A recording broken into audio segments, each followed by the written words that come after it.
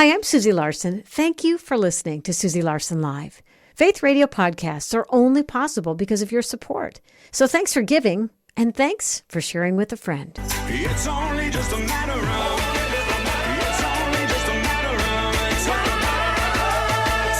sing, so the back row is your glide. 'Cause walking just won't do dance. You don't have to know how to. Ever since God's got you there. Welcome to Susie Larson Live. Always so honored to get to spend this time with you. In fact, I look forward to bringing you conversations every single day that hopefully inspire you in your faith walk, that deepen your understanding of God's Word, and that heightens your awareness of His very real presence in your life. Well, I'm not sure if you've been hearing any of the interviews with Dr. Casey Means, but she's literally taking the healthcare world by storm. She's a Stanford trained surgeon. She laid down her scalpel. She was at the top of her class in medical school. She laid down her scalpel and decided to look at root causes of disease rather than continually prescribing more medicine and offering more surgery. The stuff she's talking about is, on one hand, to me, mind-blowing. On the other hand, it's stuff Dr. Troy has been saying for decades. It's just now getting national media attention. And this is what's true, is the current healthcare system is not working. It's not working. Now, let me say this. Some of our closest friends are MDs. We love doctors and nurses, and they get into healthcare to help people. But the system isn't working. It is set up to treat symptoms, to incentivize surgeries and prescription medicine. In fact, a report recently released stating that the U.S. has the worst possible outcomes in the world when it comes to healthcare. So it means people are getting sicker and sicker, not healthier.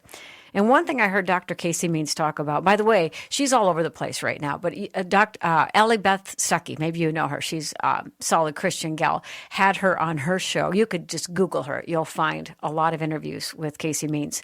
But one of her interviews, but I've been following her like on Instagram, so I get these short reels, and I'm just captivated by what she has to say.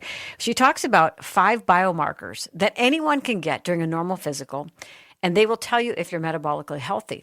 And that matters because metabolic health, if you're not healthy in these areas, there's predictable outcomes of different kinds of metabolic diseases. So if you are landing in the normal range, you have a way higher chance of living a healthy life. So these 5 biomarkers, again, she said you can get in a normal lab during a physical or fasting glucose, your triglyceride level, your HDL cholesterol, your waist circumference, and blood pressure. And once I get Dr. Troy on, we'll talk about these levels and the importance of these numbers. What's amazing is she said you'd have a much lower rate of experience any kind of chronic disease if you land in the normal range. But guess how many people in America land in the normal range? And these are numbers. You might have some genetic predisposition, but for the most part, you could overcome that with lifestyle. 6.8% of American adults fall in the normal range. Everybody else has some kind of metabolic dysfunction, which sets them on the path of different kinds of chronic illnesses, and it doesn't have to be that way. So that's my setup for today's show. Every month, we have our good friend, Dr. Troy Spurrill, on the show to talk health and the healing process. We'll take your questions. You can start texting right now if you'd like, 877-933-2484. But today we're going to kick off our conversation talking metabolic health, why it's so important, and how these basic numbers are indicators of how you are going to fare in the days ahead. And there's something you can do about these numbers. So this is super important. If we have time, Dr. Troy also wants to talk a little bit more about hormones and how our identity is very connected to our health. Again, you can text your questions, and we'll do our best to get to as many as we can. 877-933-2484. A quick caveat, Dr. Troy is not here to give medical advice over the air. Always talk to your doctor before making any changes to your health care program. We do these shows for you to provide a bigger picture of the preventative approach to health, because every step towards health and healing matters. So let me tell you about my guest. We'll get him on the show. Dr. Troy Spurrill is founder and CEO of Synapse Center for Health and Healing, located in Eagan, Minnesota. He started Synapse over 26 years ago with a vision to bring an integrative approach to healthcare through functional medicine, making Synapse an internationally known center for true health. Dr. Troy, welcome back to the show. Thanks for having me. My pleasure. Boy, buckle up, right? Yep. That's right. We got a conversation ahead of us. Yeah, All right, I've been before we waiting for dig this. Me too. I have so many questions, and I feel like this is going to be one that's applies to everybody. Sometimes we delve into something like adrenal fatigue or whatever, but this applies to everyone. So everybody, I want you to bend an ear and listen. But before we get into that conversation, we start every day the same way. It's this way. What has the Lord been talking about these days? So I am going to read from Second Peter 3:9. The Lord does not delay his promise, as some understand delay, but is patient with you, not wanting any to perish, but all to come to repentance. Talk about that. Now, this for me, it kind of goes along with what we have spoken about in the past when it comes to long suffering.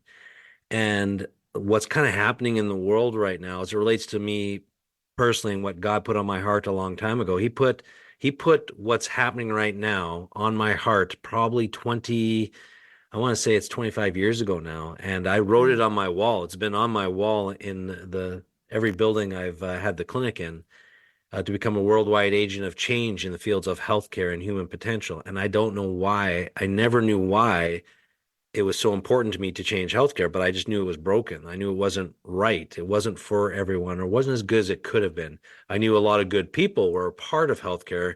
It wasn't a reflection of them. And so this part of scripture just speaks to how, I mean, if it was up to me, I would have changed things right away in that first year. But all of the things that I went through in the last 25 years have brought me closer to Christ. And ultimately, it's how I got saved. I was not a believer when I started that journey per se, and coming to repentance. I wouldn't change any of it. Having said that, I'm so just over the top excited at where we are right now, because I believe we're coming out the other side of something, and we're about to be blessed, the likes of which we've never seen as far as our own healthcare system. That's just amazing. When I think of, so like you said, so many amazing doctors and nurses, they get into practice because they care about people. But more and more doctors are really having the courage to step back to say, my patients aren't getting better, and I can't keep prescribing more medicines. And so the idea of root causes, to me, it's biblical to go, I'm not going to just treat that surface thing. I want to get to the bottom of why. Why is this happening? I mean, you and I have been talking about this for many years, as you've been on the show every month for many years. So let's back up to this. One of the interviews I listened to and watched with Dr. Casey, she talked about how her mom had been diagnosed with pancreatic cancer and then soon thereafter died. And she said her mom's doctors were scratching their head going, she's one of the unlucky ones. But Casey's stepping back going, this was all totally predictable. And she even says preventable, because she had all of these warning signs of metabolic dysfunction in her backstory, all the way down to having very large babies, having a hard time losing weight. I think I don't know if she had type 2 diabetes, but she had a number of metabolic dysfunctions that were just going to lend themselves to this next thing if she didn't address it. And so I think that's what caused Dr. Casey Means to drop her scalpel to say, there's got to be a better way. So talk, if you would, about metabolic health. What is it and why is it important? So a lot of people think about metabolic health as like I have a high metabolism or a low metabolism. If I have a low metabolism, I don't lose weight. And although that's true, what we're really talking about with metabolic health is how is the cells functioning? When the metabolism of the cell is functioning properly, everything is working. But when you have a heart cell where the metabolism is not working for that heart cell, it can lead to a heart issue, something like congestive heart failure or even strokes. Different diseases can come from metabolic dysfunction. So we're seeing basically inefficiencies at the cellular level within the cell, and things just aren't working. It's kind of like a car where the check engine light comes on. And so we can see that there's a check engine light coming on with a lot of people, whether it be a cell on their thyroid or in their heart or in the pancreas, wherever it is. We get these signs very early before the actual body goes down. Just like the car, the check engine light comes on before the engine freezes up. And so we get all of these check engine light types of thing happening all the time, but we just disregard them. We don't actually pay attention to them as much, and our healthcare system doesn't measure them. So it'd be like taking your car to the mechanic and saying the check engine light's on, and the mechanic says, "Yeah, but you're not in an accident. There's no trauma to the car. It's not frozen yet. Come back when the engine seizes up." That's kind of how our healthcare system operates right now when it comes to your disease process. And it's not their fault. Like I said, we base that off of what insurance will cover, and that's based off of numbers from actuaries and so on and so forth. So it is the metabolic health is really down to the level of how is the cells working? Are they working properly? Is the fuel going in and the exhaust coming out? It's the same thing in a car, same thing in our cells. You know what's so interesting is how many doctors who are MD trained, or even surgeons who have specialty areas, step away from a very high-paying job when either they or a loved one gets a significant illness, and the system that they're in doesn't help them, so they go on a search and they find out, wait a minute, diet does matter. Wait a minute, how you manage stress does matter. If you get sleep, that matters. And they move into the functional health world with their MD license, and they marry these worlds. I love that this is happening more and more. And one thing Casey Means said that I thought was fascinating is she says, we esteem specialties, specialty in ENT, and even more specific, it's not just ENT, it's just you do noses. And over here, you do, and by doing that, we silo off all these parts of our bodies when really we are a whole person and we're fearfully and wonderfully made. And if there's crisis or if there's anything off over here, clearly that has something to do. There are consequences and repercussions in other systems. So to take an isolated, siloed area of your body and have nobody communicating to each other about, and just you keep getting medicine for symptoms, you can see why people aren't getting better. Yeah, absolutely. And there's an interesting study that came out this June as it relates to professions with the highest suicide rates. And they had the top 10 list. Medical doctors were number one for suicides in 2024 professionally. And so when I've been part of different groups that have looked at that and asked the question, why? Why is this? And what we landed on, for the most part, is that doctors have good hearts. They get into healthcare to make a difference, to impact people. They're very intelligent. You have to be to get through medical school. And they get worked to the bone, and they get trapped in a system where they're in conflict. Internally, they're in conflict because they don't necessarily have the control that they want, and they're not doing what they actually signed up to do for the most part. So that internal conflict is one of the things that was setting up that suicidal ideation type scenario. Wow. So that's where they landed on it. And so a lot of people, though, like Dr. Means, they kind of recognized something wasn't right and they stepped out early. What she did is not easy. You're in school, you have hundreds of thousands of dollars of student loans. And then if you have that realization early on that maybe it's not what I thought it was going to be, that's like owning a house and not actually being able to pay for it and then never living in it. It's not an easy thing to step away from. Wow.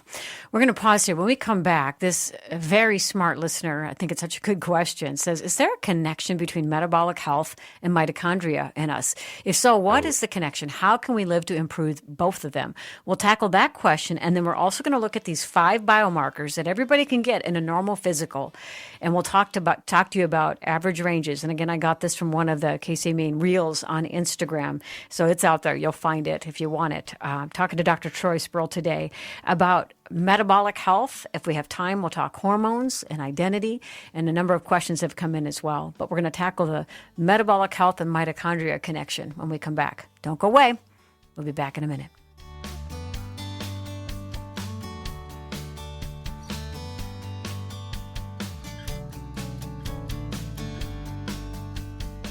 The Bible is valuable, and reading and studying the Bible can transform your life. Hi, I'm Angela Smith, host of Reading the Bible Together podcast. Several times a year, we release a new Reading the Bible Together study. We've studied Luke, Daniel, Advent, Lent, and so many more. You can access all of our studies for free by going to the Reading the Bible Together resource page at myfaithradio.com. In addition to the studies, we also have the accompanying podcast. You can listen wherever you listen to podcasts. You can study on your own, or if your small group or Bible study is looking for what to study next, check out the Reading the Bible Together resource page at myfaithradio.com.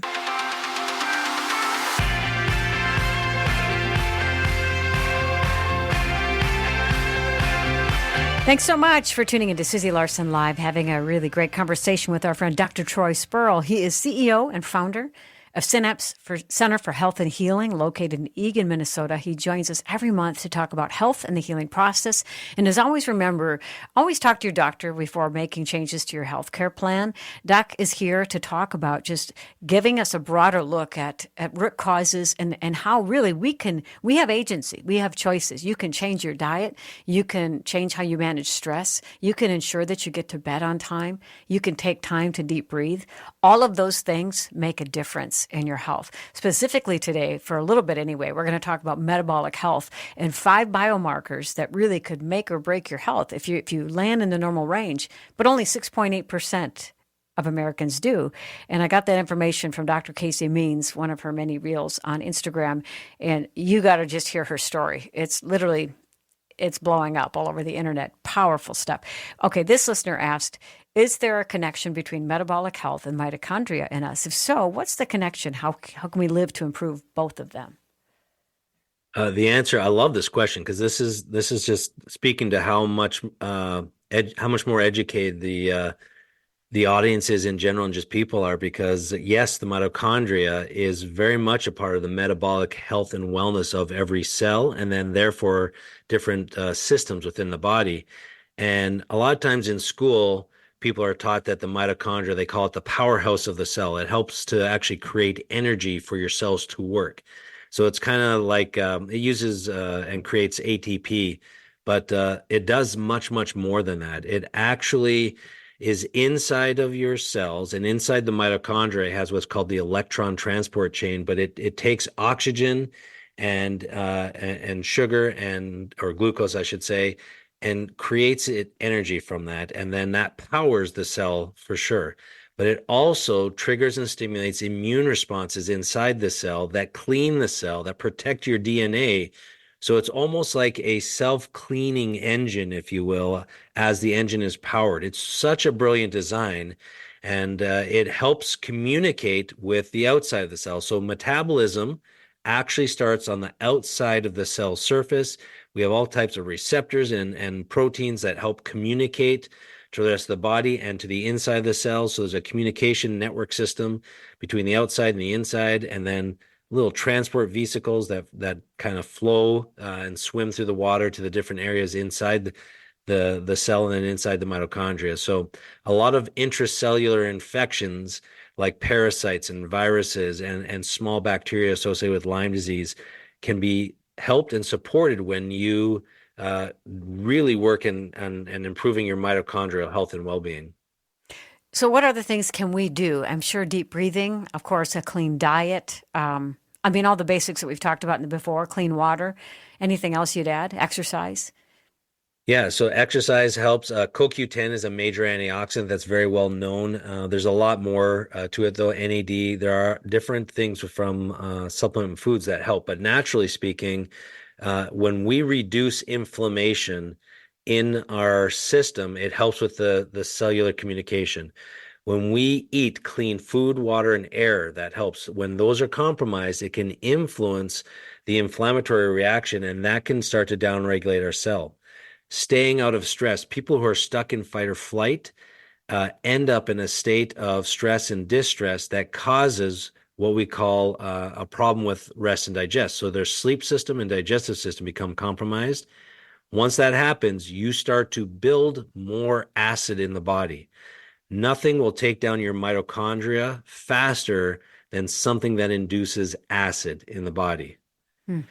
So when we were doing research on mitochondrial myopathies, we would actually take tartaric acid, which is acid that is released from fungus, and you'd take like candida, and you would take this little tartaric acid, drip it on the mitochondria. It would damage it, and then we would test to see what can we do to make it better. And that's where we found out that certain antioxidants and other things can actually start to help it. But that also tells us that the fungus that we have from sugar consumption in our gut will eventually lead to mitochondrial damage. And so just keeping our bodies in balance when it comes to how acidic they are is so crucial. Wow. Okay, I'm going to talk about these 5 biomarkers. Again, friends, I got this from one of the many Dr. Casey Means interviews I've been listening to. She's a Stanford trained surgeon and left surgery really to move into functional health because she decided that the current system wasn't working. Her patients weren't getting better. And she said, we're not required to take one nutrition class. So she dug in and she now operates on and goes after root causes to help people get better. And she said, this metabolic health dysfunction is a huge issue because it's a predictor of upcoming diseases and dysfunctions if you don't address it. And it's so addressable. I'm making a word up here. So she talks about 5 biomarkers that anybody can get at a physical. And so we're going to talk about these. So the first one, she said, is fasting glucose, and it needs to be under 100 milligrams per deciliter. What's fasting glucose? And talk about that number. So when you go in and get your blood work done, generally they're going to ask you to fast, which means don't eat for 12 hours, and then they check your blood sugar. For people who are not regulating their blood sugar properly, after 12 hours, if your insulin's not putting the sugar into the cell, then you have a form of insulin resistance, a form of what they call metabolic syndrome, prediabetes, or even diabetes. And so it's important to make sure that fasting glucose is under 100. We actually, in functional medicine, our number is under 90. So, but that's bang on, and that's a very important marker. Wow. Okay. So fasting glucose. So how can I'm looking at text coming at the same time, so forgive me if I'm missing something here. So fasting glucose, what can we do about that number to get it in the normal range? Obviously, cutting back on processed foods and sugars, but anything else? Yep. Yeah, exercise. So if your body is used to using sugar for energy because you're physically contracting the muscles and using it, even going for walks or even taking just 60 seconds to do some push-ups against the wall or just contracting your muscles, garden work, where our muscles are meant to be used. So we want to be doing things physically in and around the house all the time. So if you see something, a box that needs to be lifted or something needs to be moved, I want you to appreciate the opportunity to help your metabolic state when it comes to sugar instead of looking at it as one more thing I have to do. I run up and down my stairs all the time because those little short 5-second bursts are actually really good to regulate my blood sugar. So just getting your muscles contracting in a different way is very, very important. One thing she said in one of the videos is that, they did a test on people who, it's twofold. For one thing, if you walk 40 minutes, several times a week, your life expectancy expands significantly. But then she was talking about a study where people who walk 20 minutes a day versus people who took 3, 4, 5 minutes after meals and walked. So, and then you intersperse those kind of movements. So every 30 minutes, you're running up the stairs or you're doing 2 minutes of activity and movement. She says the same metabolic outcome as far as what you're doing for your metabolic health, like just exactly what you said, taking those opportunities to move, it does something in the cell and the way that your body is processing glucose. Am I getting that right? That's 100% right, Dr. Susie. Wow. I just think that's fascinating because for you, like to say, okay, so there's a bunch of boxes at the front door from Amazon, whatever, to be able to get up, run up the stairs, go get those and haul them in. You're actually doing a favor for your body, aren't you? Yeah. I'll even do a little extra flexing of muscles while I'm lifting to try and get I try and turn it into an exercise. You've seen my muscles, they're not huge, so I'm not trying to show off to the neighbors or anything like that, just flexing on the doorstep. But I'm trying to actually use my muscles more and turn it into an even more of an exercise opportunity. And it sounds goofy, but it works so well. So it's helping the cell transport the glucose and metabolize it in an efficient way. Is that right? That's correct. Yeah. It helps your insulin become less resistant. And insulin resistance is kind of like when you have a key that unlocks a door, but the key is rusty. The key is rusty because you're not using it. So that's what insulin resistance is. It doesn't open up the cell to allow the sugar in as efficiently. That comes from either too much sugar and it's congested all outside the cell, or you're not opening the door. So physical exercise combined with a good balanced diet that's not high in sugars is the key to that. Well, that's so interesting because, she said, sitting on the couch after you eat actually is not good for you. Where we were always told, you can't exercise right after food because you got to let your tummy digest. But, just even a light walk, you're actually metabolizing that glucose in a much healthier way than just camping on the couch, right? Absolutely. And so one of the reasons why we're seeing a huge shift towards people going to keto or carnivore diets is because they're using fat for energy instead of sugar. And so it has a different mechanism, and people can get away with slightly less exercise workout routines by doing that, because sugar burns very quickly. So it's a fast fuel. So if you don't actually burn it quickly, then it's going to get stored as fat. And so whereas fat gets stored as fat. And so it sits there, but you tend to eat less calories. We crave sugars more and can eat twice as many calories when it comes to sugar and carbs than fat. And so that's why we see a lot of people do well with things like carnivore or the ketovore types diets. It's also the fact that your watch, if you have a smartwatch, is telling you to get up, every hour. A half hour would be even better. But I've heard, and I've heard it from you and I've heard it from others as well, that people who sit all day and never get up and walk around is akin to smoking cigarettes as far as what it does to your lymph system. Is that right? Yeah, absolutely. Wow. Yeah, Think about circulatory that. and lymph. Yeah. Wow. Okay. And one quick question from a listener before we dig into the rest of these biomarkers. So that's fasting glucose. So there's strategic ways through movement that you can impact your fasting glucose number for the better. And under 100, and Dr. Troy even says better yet, under 90 would be a good number for you. This listener says, hey, can you all talk about creatine? Is it safe? Can I give it to my 12-year-old cross-country runner? What say you? Well, 12 is a little young. I like to wait till they're a little older, but if I'm managing it or a doctor's managing it, yes, you can do 12 years old. But creatine is something that is involved with pulling water into the muscles. They have to drink a lot of water. It's to build muscle. I don't like giving it to 12-year-olds unless it's for a specific reason. Sometimes kids and teenagers have methylation issues. A lot of adults do. Creatine itself is good. We need it. It can be hard on the kidneys in excess, so you do have to watch it. It's not something you can just do willy-nilly. So for me, I'm not a fan of that 12-year-old unsupervised type scenario. If they have decent muscle mass, it's a little bit easier to, as a starting block, it's a little bit easier to use it. But the main reason why a lot of people do it is to put on muscle mass and to increase it. So It also the helps a problem is little there's bit just with, too many other variables. okay, a little bit with brain function as well, right? It can, yes. Yeah. So But you're not yeah, a big fan, I methylation. hear. Is that what I'm Yep. hearing? Yes. Yep. Okay, not a big fan. Okay, we're going to pause. When we come back, we're going to answer Adam's question. Sorry if this is off topic, he says, but I feel like it's right on topic. He says, are natural sugars versus sugars added? If you'd speak to natural sugars versus sugars added. And we're talking about metabolic health. So that first biomarker that really is an indicator if you are in the healthy range is fasting glucose. When we come back, we'll tackle Adam's question. And the second biomarker is your triglyceride level. What the number needs to be and what it is and what we can do about it. Talking to Dr. Troy Spurrill, and we'll be back in a minute.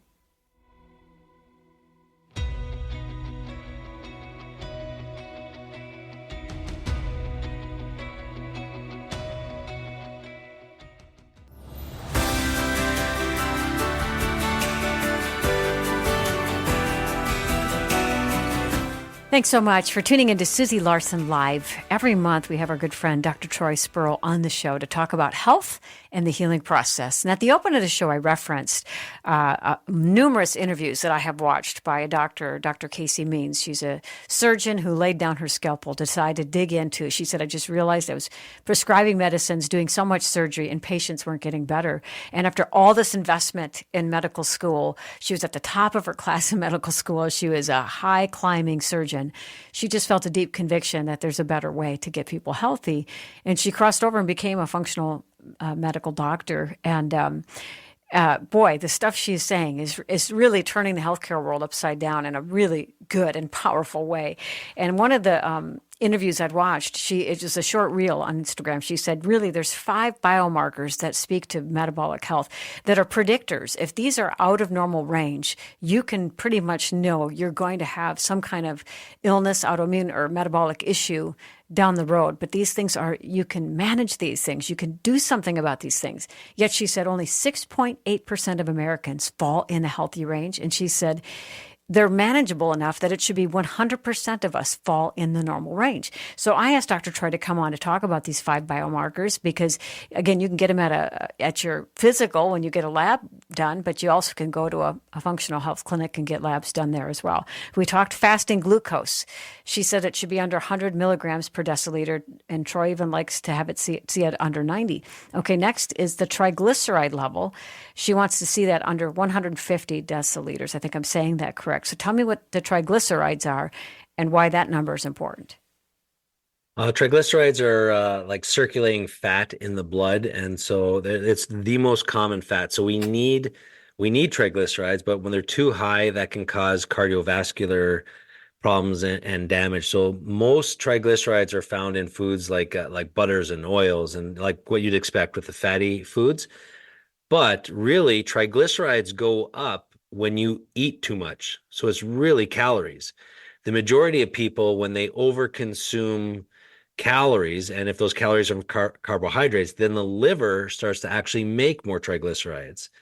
So that's where we get into trouble, because we have too much circulating triglycerides, then it's going to store those triglycerides in your fat cells. So there's this cycle of overeating too many calories and having too many high cholesterols in the blood, and then your body saying, oh, this isn't good because it's going to cause a problem, and then storing them in fat. So triglycerides are something that really we want to keep in balance there. And again, we like even a little bit lower. We like them around 120 or less in functional medicine, but just monitoring that one component can tell you quite a bit. Now, there are some people who have familial problems, genetics that predisposes them to making more and more triglycerides. But even them, because we've had people come in with triglycerides of like 800, and we can still get those triglycerides down quite a bit. Wow. Okay. I want to go back to Adam's question because we're talking metabolic health today and how, as Dr. Troy was saying earlier, the warning on the dashboard may, you might see a light warning and you might be getting signs in your health that you're metabolically off. But if you're not paying attention to that and you don't address it in due time, it can become a problem. In a little bit, we'll talk about some of the ways metabolic dysfunction manifests in health issues. But Adam says, sorry if this is off topic, but are natural sugars made of versus sugar added? Talk about the difference. Yeah, the difference in its impact metabolically is that if God made it, it's good. If man changed it, beware. And so sugar that is natural in its raw form can be good, and it gets released slowly over time in our bloodstream. But we have refined the majority of sugar in the United States, the majority of carbs, because even like flours, we've changed flours. So white flour and refined flours are not good for us. Those are bad carbs, bad sugars when it comes to increasing the blood sugar and your triglycerides if overeaten. Fructose, which is a fruit sugar, comes from fruit, but when you pull it out of fruit itself, it can become very problematic. In fact, it is the biggest problem we have with high fructose corn syrup. High fructose corn syrup is the number one culprit that causes metabolic dysfunction, and that's put in pop and other drinks, and so we see anything that's added. Now, if you do sugar in its natural form, like a whole fruit, that's better when it's bound by fiber. But even fruit can be in excess because of all the other things that we're exposed to. So we can only handle a certain amount of fructose each and every day. But when you're in balance, natural forms of raw honey and whole fruit, whole vegetables, whole grains can be very good for you if you tolerated them okay. Wow, very good. Okay, so we talked fasting glucose under 90, triglyceride level typically under 120, HDL cholesterol above 50 for women and above 40 for men. That's what she suggested. Is that, would you suggest a different number there? We're 55 for women and 50 for men. We have Okay. it's right. It's a little bit lower, but I like 50 for guys, and this can be very challenging to get that up and And this is the good guys in cholesterol, the high particular. density lipoproteins, correct? Yes, high Yeah. density lipoproteins. They call it the good cholesterol, but there really isn't. I don't want people to even think good and bad cholesterol because that's not quite the way it is. Okay. HDL cholesterol helps remove a lot of the used LDL cholesterol when you have an inflammatory reaction in the blood vessels. So when you get some level of a nick or damage to the blood vessels, your immune system sends a signal to get a cholesterol patch to patch the wall, if you will. And then as it starts to heal up, HDL comes in and removes it. So you get a little hardening of that part of the artery, and then the HDL pulls it away. So that's great. We need a lot of HDL. The things that help HDL more than anything are things like omega-3 fish oils, exercise, where you're constantly exercising that blood vessel so that you have good flow. And Little movement. Yeah. things like making sure you're not clotting. So vitamin K and vitamin D being balanced are very important for good HDL status. And then there's a little sneaky thing where I like to use cayenne pepper on a lot of my vegetables and food because cayenne pepper helps with that circulation and can help HDL quite a bit. So that's another big one. So the last one, fiber. Fiber in the diet can really help HDL, and there are some exceptions though, because this is really, really interesting how God designed the body. Fiber helps people with their HDL, and I had people start doing carnivore, and their HDLs went up and improved with carnivore. Now the cholesterol got worse initially and then improved the longer they did the carnivore, but they aren't getting high fiber. It's because the fatty acids that they get from the meat themselves in the carnivore, the fat they're getting from carnivore is kind of putting out those fires as well. So you don't need as much HDL. So there's extra sitting there. So it was phenomenal to see how that worked within the body. So HDL is a great marker for overall metabolic issues because when that's off, plus what we're going to talk about next with the waist circumference, that can cause metabolic syndrome all by itself. Catherine writes in, she says, exercise took my HDL up to 65 just by exercise. Yep. That's interesting. Yeah. Wow. And one just quick word about this, but we can talk about another day. We've touched on it in the past, but cholesterol has gotten a bad rap. I mean, you need a certain amount of cholesterol in your body, right, to balance hormones and for brain health? Well, all your hormones, your sex hormones, progesterone, estrogen, they come from cholesterol. So they're made from cholesterol. Some of the healing hormones in our body all come from cholesterol. And so we need cholesterol. And so a lot of people are on cholesterol lowering medication or are trying to avoid cholesterol are actually causing and inducing other hormonal problems. Wow. So if they get anxious, they start to overtreat and then they create other problems. Wow. Yes. Yep. Josie wants to know, can my HDL be too high? Yes. Great question. So you hear I got excited about that one? Did you catch Yeah, I did. He's not a yeller, but you heard it No, just I'm here, not. folks. Sorry, my mic. So when your HDL gets above 100 and gets into the 120 range, that's a sign. Number one, that's good that your body is making that good cholesterol, if you will. But it's a sign that there's a bunch of stuff in your arteries that are being damaged, and there's a need to pull the other cholesterol out. So whenever I see HDL cholesterol shoot up too high, I'm like, okay, what have they just been exposed to? What's causing Interesting. irritation in their blood vessels? We have Because to they're go kind of look rushing to the problem. Is that right? Yeah, exactly. Wow. It means that recently there's been a lot of damage. It's kind of like a hailstorm or something hit the side of your house. Well, a hailstorm or something inside of the arteries just nicked up a bunch of arteries, causing the LDL cholesterol to go patch it up. And now the HDL is coming in a little bit later to remove that. Interesting. So what just happened? Wow. So that's why you want to get to the root cause. What's going on Yes. underneath that story? Very, very good. Okay, we've One got a of couple my- minutes. Go ahead. Okay, sorry. No, Quick you go one. ahead. I had a patient like that. We ended up eventually finding out it was radon from the basement that was causing it. So they Wow. simply vented the basement, radon levels went down, and the blood vessels improved, and the HDL went Wow. back into normal.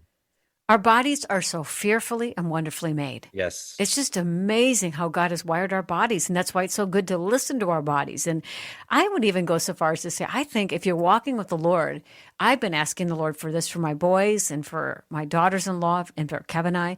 Give us a divine intuition about what food is good for us, what isn't, because it's just not a one size fits all. Like I'm in a histamine dump right now where I've got some histamine symptoms. I love avocados. I can't have those. I like putting a little bit of banana in my protein shake. Can't have that right now. So, but to have a divine intuition, what does my body need in this season, you know? Because there's times you're exposed to things you're not even aware of. So just dare to ask the Lord that. And I think you pay attention to what your body's saying and doing. It's really worth it. Okay, when we come back, we're talking about these 5 biomarkers that when they fall in the normal range, you really have a great predictor of a pretty healthy outcome if you keep managing these well. Fasting glucose, triglyceride level, we've talked HDL cholesterol. And that next when we come back, we'll talk waist circumference. Can you guess what measurement is healthy for a woman and for a man? Dr. Troy Spurrill is my guest today, and we'll be back in a minute.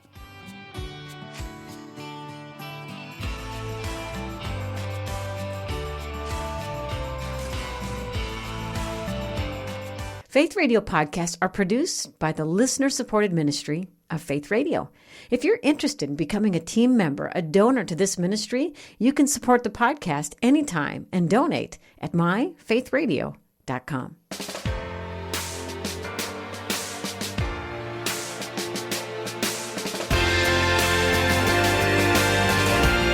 Thanks so much for tuning in to Susie Larson Live, talking to Dr. Troy Spurrill, who joins us every month to talk about health and the healing process. We've been talking about 5 biomarkers mentioned by Dr. Casey Means that when we fall in the normal ranges of this, it's a great predictor of a great outcome in our health, where when we're outside of the normal ranges, you can almost be sure that other health complications will result as far as metabolic health. And, you know, we're running out of time here, but just to tell you, metabolic dysfunction can play out in so many ways. And Troy, you can add to this list, but as I understand it, high blood pressure, high blood sugar, large waist circumference, anything else that would, Casey Means' mom ended up with pancreatic cancer because her pancreas was impacted. What else would you add to that list? Well, all kinds of different things metabolic. So a lot of all cardiovascular, whether it be congestive heart failure, strokes, that's all part of it. Not all cancers, but the majority of cancers are metabolic. Even autoimmune is metabolic as far as a problem in one part of the immune system. Osteoporosis is metabolic. Wow. So is different muscle disorders like fibromyalgia is a sign of metabolic disorder as well. And most thyroid disorders and endocrine disorders are metabolic. So even Alzheimer's dementia has a component of a metabolic disorder to it because there's 6 different things that can really trigger it. But 5 of the 6 are all metabolic. So think about this. If these things can play out in these different ways, depending on your genetic weaknesses and whatever, and you were to take these labs early on and address those numbers early on, you could literally impact certain outcomes, couldn't you? Yes, that is functional medicine. We have many over the years, many people that we think we have prevented from getting degenerative diseases. We have one case that I always fall back on, but she was sent to us years ago, and she was in a wheelchair, and she went to the Mayo Clinic, and basically they said, it looks like you're going to get MS, but you don't have MS yet, so come back when you have it, which is that's all they can do, because they're bound by they can only treat what they can diagnose, right? So if there isn't a full diagnosis yet, then they can't do anything. So they were being very honest, and it was right from their world. So she came to us and said, I'm going to get MS. Can we prevent it? I said, I don't know. Let's look and see what your body is showing. We found a liver problem. We ended up supporting some things. She ended up getting out of that wheelchair and she runs marathons now. So wow. And we're 15 years down the road. She still goes to Mayo, gets checked up, and Mayo just said, keep doing what you're doing. You haven't progressed at all, and everything is improving. It's looking good. So, wow. So So we have some case studies like that across time, but many, many testimonies of people that are very, very close Yeah. and have had reversals. So the premise is there. If you restore function, normal functioning of how God made us, it will prevent disease, because we do know your immune system even attacks cancers, and many of us get cancer and we never know it because our immune system already handled it. Wow. Okay, so we've talked fasting glucose, triglyceride level, HDL cholesterol. We have 2 left to go and just about 3 minutes to go. This fourth one is waist circumference. And Dr. Casey Means says that it should be less than 35 for women, less than 40 for men. What say you? Yep, that's bang on. And when it's not, it's a sign that you're storing fat around your waist. Some hormones are out of balance, and Cortisol belly, would that play into that too? cortisol belly plays into it. Hmm. Exactly. So you're storing fat in a certain area, and so we see the waist circumference just increase with insulin resistance and the inability to use sugar properly.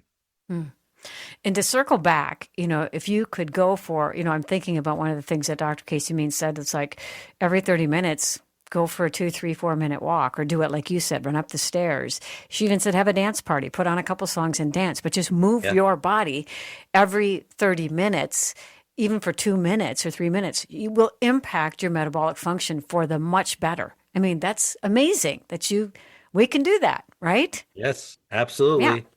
For no Yep. cost. Okay, number 5, blood pressure under 120 over 85. What say you?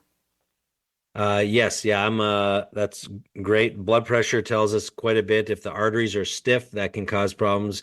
If your arteries are not healthy, they can cause problems too. So blood pressure, there's a lot more to it, but it's a general frontline deal. And then like we we we go a next level as far as the blood pressure. We do what's something called an endopat, which is going to measure the endothelial lining too. But you can get your blood pressure checked anywhere. So if you don't have the advanced testing, and most doctors will run blood pressure each and every visit. I'm going to say So this though. There's go one ahead. caveat to that. Get both arms tested. If your blood pressure is 150 over 100 on the right arm and it's 130 over uh, 90 on the other arm, that's a nerve problem, not a blood vessel problem. So Interesting. that's something we Wow. find in functional medicine is that some people, not everyone, some people have different blood pressures left to right. So that's not a cardiovascular problem. That is a neurologic problem where the nerves are causing constriction on one side of your body more than the other. Wow. Okay, just about a minute and a half left. What are things that we do that cause an increase in blood pressure? What can we do to bring it down? You got about a minute and a half. There's a lot of different things. So stress can increase blood pressure, sleep disorders increases blood pressure, diet and lifestyle increase blood pressure, problems with your digestive system, whether it be the liver or the actual digestive components of the small intestine, large intestine.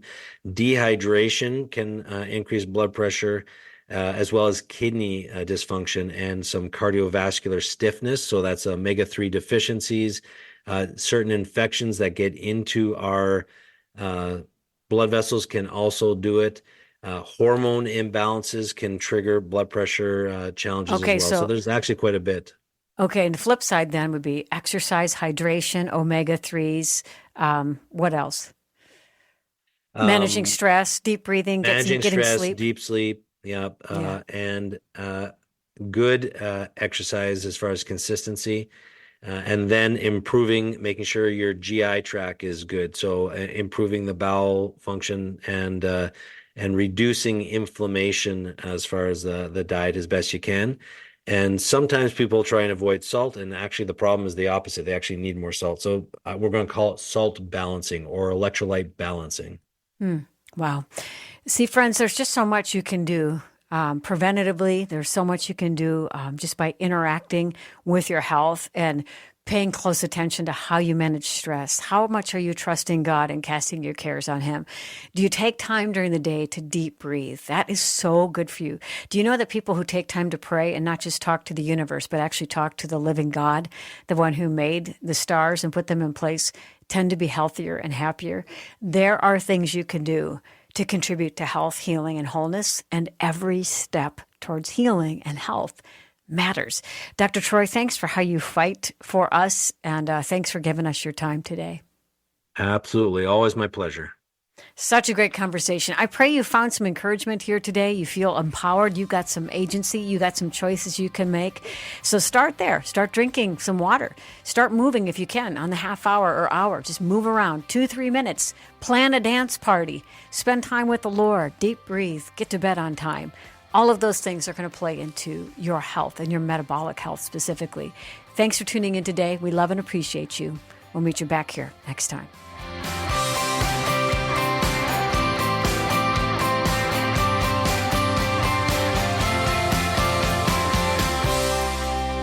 Thank you for listening to this conversation from Susie Larson Live.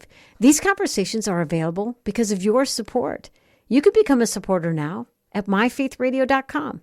Please subscribe to the podcast so you don't miss any episodes, and then share it with friends so together we can all have a deeper life in Christ.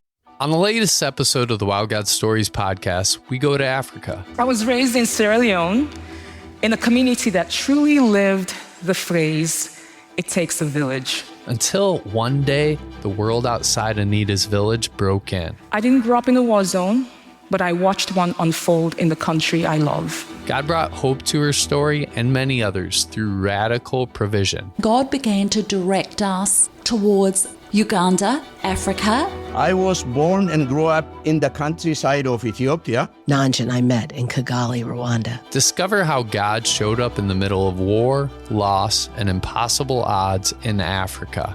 Stories that'll make you say, Wow, God. Wow, God. Wow, God. Wow God Stories, wherever you get your podcasts.